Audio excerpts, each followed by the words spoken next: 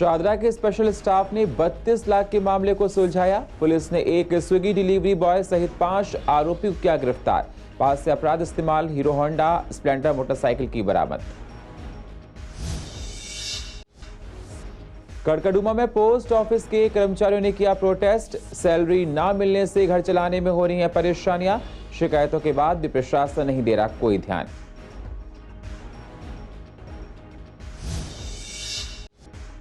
शादरा के तेजाब मिल में आवारा कुत्तों से लोग हो रहे हैं परेशान। आते जाते वक्त लोगों पर कर देते हमले।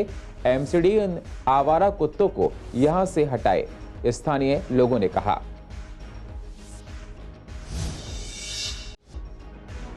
पूर्व दिल्ली के सरकारी स्कूलों में दिखी टीचर्स की भारी कमी।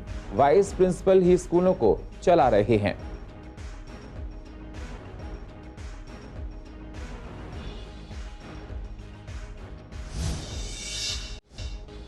और जगह प्रवेश अस्पताल में बच्चों के लिए एक मेगा वैक्सीनेशन अभियान की गई शुरुआत। अस्पताल में लगाया जा रहा है खसरे का टीका। एसडीएम ने कहा ज्यादा से ज्यादा पेरेंट्स बच्चों को लगवाएं वैक्सीन।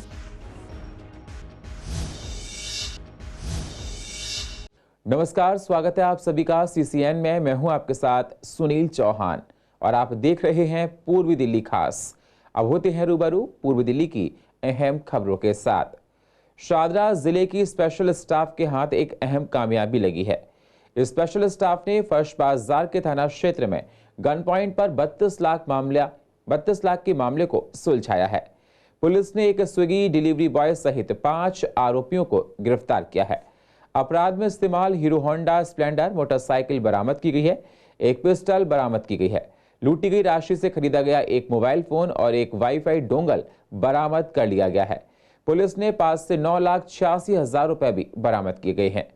आपको बता दें, पुलिस को एक शिकायतकर्ता ने बताया था कि 29 तारीख को कड़कड़ुमा कोर्ट के पास 3 व्यक्ति एक बाइक पर आए और उसे पिस्टल के दम पर उसका बैग लूट लिया, जिसमें 32 लाख रुपए थे। फर्श बाजार पुलिस ने मामला दर्ज कर लिया और वहीं शादरा जिले के स्पेशल स्टाफ की टीम को इस मामले को सुलझाने का काम सौंपा गया था। इंस्पेक्टर विकास कुमार ने एसआई अशोक, एएसआई दीपक, हेड कांस्टेबल सर्वेश, अन्य पुलिस वालों के नेतृत्व में एक टीम बनाई और जांच के दौरान गंभीर प्रयास किए गए। यात्रा के मार्ग की मैपिंग की गई। सैकड़ों सीसीटीवी कैमरे की जांच की गई। प्रवेश और निकास मार्ग के फुटेज प्राप्त किए गए और उनका विश्लेषण किया गया और आरोपी व्यक्तियों को गिरफ्तार किया गया है, जिसने निरंतर पूछताछ पर खुलासा किया कि कई और लोग डकैती की साजिश रचने प्राप्त करने और अंजाम देने में शामिल थे और इसके बाद उन पर डकैती के तहत मामला दर्ज किया गया था।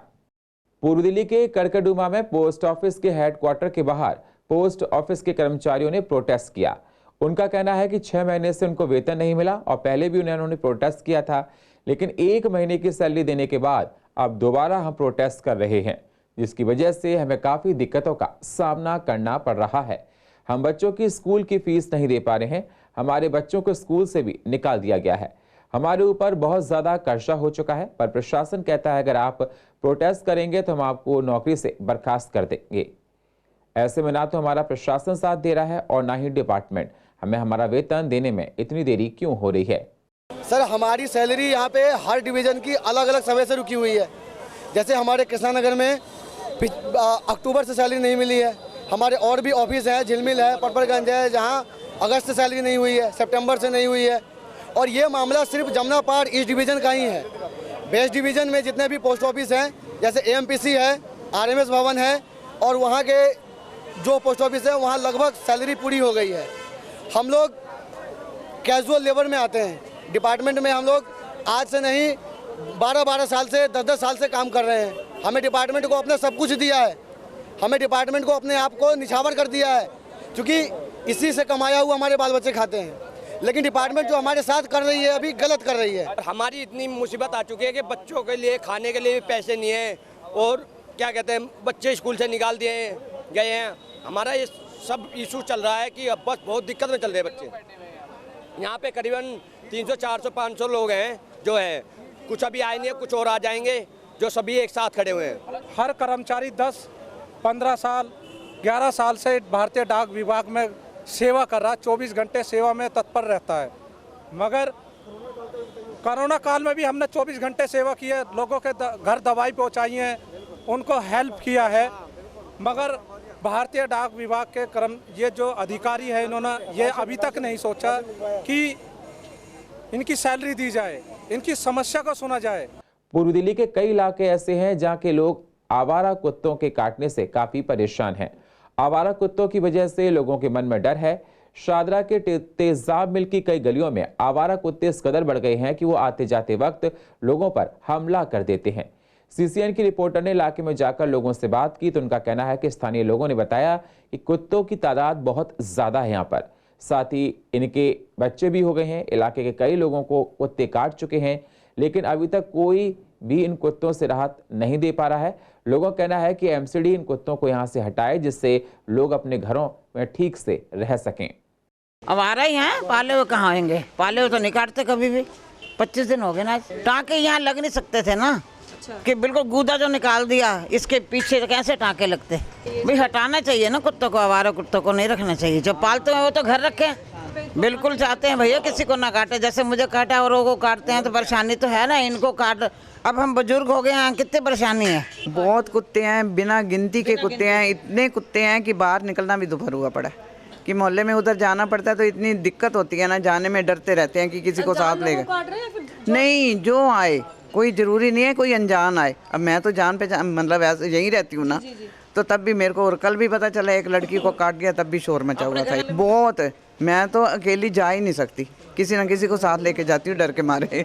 नहीं, जिस टाइम मर्जी। कल तो दिन में एक लड़की को काटा है, सुबह की बात है कल। मेरे को भी दिन में हाँ, अभी 4 दिन पहले ही काटा गली में। हाँ जी जीटी में ले गए उसको। अजी बहुत दिक्कत होती है उसको, तो बेचारे को पूरा मांस ले गए यहाँ निकाल के। हाँ, वही दूध पिलाते हैं लोग सब, कोई पकड़ना आता तो कई बार आए, वो अंदर घुसल लेते हैं लोग, बाद में निकालते हैं फिर। यहाँ बहुत परेशान है, हमारे छोटे छोटे बच्चे स्कूल से आते हैं, बहुत डर लगता है कि काट ना लें, और कई लोगों को काटा भी है। डर के मारे मैं भी नहीं जा पाती कहीं, अगर हमें इमरजेंसी कहीं जाना पड़े तो हम नहीं जा सकते। कुत्ते बहुत खतरनाक हैं यहाँ पे। दिल्ली सरकार और एलजी के बीच इन दिनों टकराव की स्थिति देखने को मिल रही है। पिछले काफी समय से स्कूलों में टीचर और प्रिंसिपल की नियुक्ति के लिए दोनों के बीच बहस छिड़ी हुई है। सीसीएन की रिपोर्टर सोनिया शर्मा ने पूर्व दिल्ली के कई सरकारी स्कूलों में जाकर देखा तो पता पड़ा कि कई स्कूलों में टीचर्स की भारी कमी है, जिसकी वजह से छात्रों की पढ़ाई पे काफी इफेक्ट हो रही है। साथ ही प्रिंसिपल की जगह पर वाइस प्रिंसिपल स्कूलों को संचालित कर रहे हैं, प्रिंसिपल नहीं है। ऐसे में स्कूल का मैनेजमेंट का भार सिर्फ वाइस प्रिंसिपल पर ही पड़ रहा है। उत्तर पूर्व दिल्ली के जगप्रवेश अस्पताल में बच्चों के लिए एक मेगा वैक्सीनेशन अभियान की शुरुआत की गई, जिसमें बच्चों को खसरे का टीका लगाया जा रहा है। यह अभियान आज से शुरू होकर 4 हफ्ते तक चलेगा। इसी को लेकर उत्तर पूर्व दिल्ली में बच्चों की वैक्सीनेशन के लिए यह अभियान शुरू किया गया है।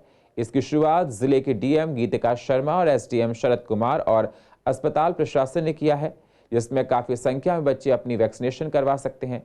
एसडीएम ने अपील की है कि ज्यादा से ज्यादा पेरेंट्स अपने बच्चों को वैक्सीनेशन करवाएं ताकि कोई दिक्कत ना हो, और अवेयरनेस के तौर पर लोगों को भी बताएं। आज जो प्रोग्राम हुआ है ये मीजल्स और रूबेला के इरेडिकेशन के लिए एक स्पेशल कैंप शुरू हुआ है। आज 6 फरवरी से लेके 6 मार्च तक के लिए, ये 4 हफ्ते के लिए प्रोग्राम किया जा रहा है जी। नॉर्थ ईस्ट डिस्ट्रिक्ट में इसकी शुरुआत आज से हुई है। इसी को लॉन्च किया गया है आज जयप्रवेश चंद्र हॉस्पिटल में। जिस तरीके से आपको पता होगा, जैसे पोलियो किसी ज़माने में एक बहुत बड़ी बीमारी थी जो क्योर नहीं होती थी हिंदुस्तान में, हम लोगों ने उसको इरेडिकेट कर दिया है। उसी दिशा में, उसी तरीके से ये भी बच्चों के लिए बहुत ही खतरनाक बीमारी है, इसलिए इसको भी जड़ से हटाने के लिए ये मुहिम चलाया गया है। इसमें आज से 4 हफ्ते का ये कार्यक्रम नॉर्थ ईस्ट डिस्ट्रिक्ट में शुरू हुआ है। ये इस MR कैंपेन के लिए डिस्ट्रिक्ट की जितनी भी हेल्थ फैसिलिटी सेंटर्स हैं, उन सब के सारे स्टाफ, सारे डॉक्टर्स, आशा वर्कर्स, जो आंगनवाड़ी वर्कर्स हैं, उन सबों को, यहाँ तक कि जितने भी स्कूल हैं उन सबको सब जगह हमारी टीम जा रही है और वहाँ तरह तरीके से लोगों को अवेयरनेस फैलाने का काम किया जा रहा है। राजस्थान में हुए कार्यक्रम के दौरान योग गुरु बाबा रामदेव की मुसलमानों पर अभद्र टिप्पणी के बाद उनकी समस्या कम होने का नाम नहीं ले रही है। उत्तर पूर्व दिल्ली जिले के कांग्रेस के बाबरपुर अध्यक्ष चौधरी जुबेर अहमद ने जाफराबाद थाने में दिल्ली पुलिस को लिखित शिकायत देकर उचित कार्रवाई की मांग की है।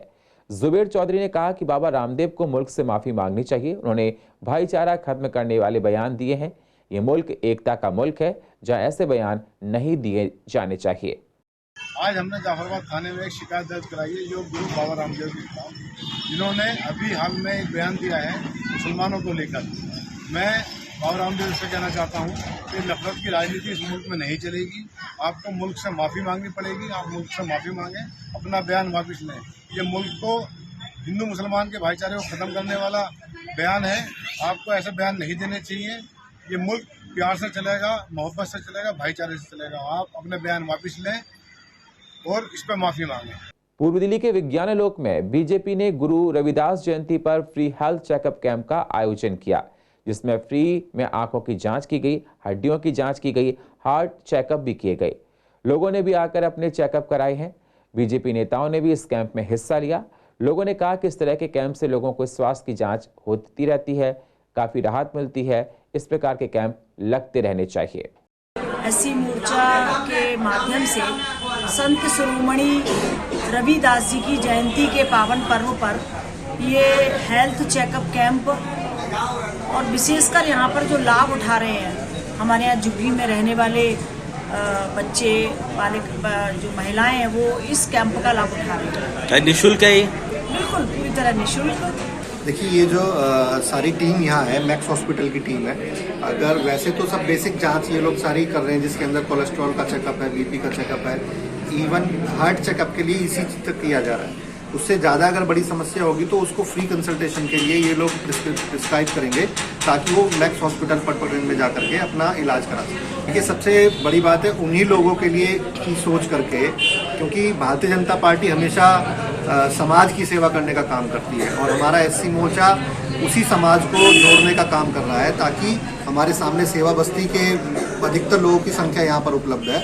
लगभग 80 लोगों के रजिस्ट्रेशन इसमें हो गए और इसमें सामने स्लम बस्ती में रहने वाले हमारी पार्टी के कार्यकर्ता, हमारे परिवार से जुड़े हुए लोग, सभी लोगों को हमने इसमें आमंत्रित किया था और सब लोग आ भी रहे। और इसमें नए प्रकार के टेस्ट, आपके हड्डियों के डेंसिटी चेक करने का टेस्ट, आपकी कोलेस्ट्रॉल चेक करने का टेस्ट, जनरली ये हेल्थ कैंप में होते नहीं हैं। ये हमारे जिलों ने, हमारे मोर्चे के माध्यम से ये जो कैंप लगा, सभी के लिए बहुत लाभकारी कैंप है। सरकार लगातार लोगों को जागरूक करती रहती है कि लोग अपना पॉल्यूशन समय पर बनवाएं और चालान से बच सकें। इसलिए पॉल्यूशन ना होने पर 10,000 का चालान और 3 महीने की सजा का प्रावधान भी रखा गया है। ऐसे में जब शुरुआती दिनों में लोगों की काफी भीड़ देखने को मिल रही थी पीयूसी को लेकर, लेकिन अब ऐसा कुछ नहीं है। कई सेंटर पूर्व दिल्ली के खाली पड़े हैं या फिर कम संख्या में लोग यहां पर आते हैं। हालांकि पॉल्यूशन इंचार्ज ने बताया कि पीयूसी करवाने वालों की संख्या में इजाफा जरूर हुआ है, लेकिन तादाद इतनी अधिक नहीं है कि लंबी लंबी लाइंस लग सकें या फिर लोगों को दिक्कतें आए। अभी तो पहले जैसे ही चल रहा है, ऐसे कोई एक्स्ट्रा कोई खास वो नहीं है। लेकिन पिछली बार भी जब गवर्नमेंट के ऑर्डर्स हुए थे तो उसी ऑर्डर के तहत जो लोग बागों ने काफ़ी ने पॉल्यूशन कराया, तो अब ज़्यादा इतनी मारामारी नहीं है, अब नॉर्मली है। अब तो हमारा जो है लगभग जो हमारा पर डे का जो है 30-35-40 जो होता है, उसी पे ही हम पर डे जो है हमारे पास में जो है कस्टमर्स आ रहे हैं। असल में क्या है कि पहले जो गाड़ियाँ जो घरों में खड़ी हुई थी, जो मेरे हिसाब से ऐसे यूजनेबल नहीं थी, वो गाड़ियाँ भी आ रही हैं, तो इसलिए थोड़ा सा परसेंटेज बढ़ गया है। लेकिन इतनी मारामारी नहीं है। जब पहली बार जब हुआ था तब लोग बागों में बड़ी दहशत थी, तो उसी हिसाब से जो बड़ी भीड़ हुई हमारे यहाँ पंपों पे, हमें पॉल्यूशन सेंटर के जो ऑपरेटर है उसको भी हमें काफ़ी मेंटेन करना पड़ा। उसके साथ में हमने थोड़ी सी लड़के भी लगाए थे। पॉल्यूशन तो अब तो खैर इसमें बढ़त है, 30 से 35 गाड़ी हो रही है डेली हो रही है। हाँ, 2 व्हीलर ज़्यादा हो रहे हैं या फिर 4 व्हीलर? 2 व्हीलर ही ज़्यादा होते हैं मेरे पास। 2 व्हीलर भी है, 4 व्हीलर भी है, वो भी है, उनमें भी बढ़त आई है 4 व्हीलर में। कैसे वो चालान से बचने के लिए, क्योंकि पोल्यूशन का मैसेज भी देते हैं आजकल पोल्यूशन विभाग से कि पोल्यूशन टैक्स आपका ड्यू हो रहा है, ख़त्म हो रहा है और 10,000 का चालान है। उस पर टाइम से नहीं कराओगे तो चालान आ जाएगा।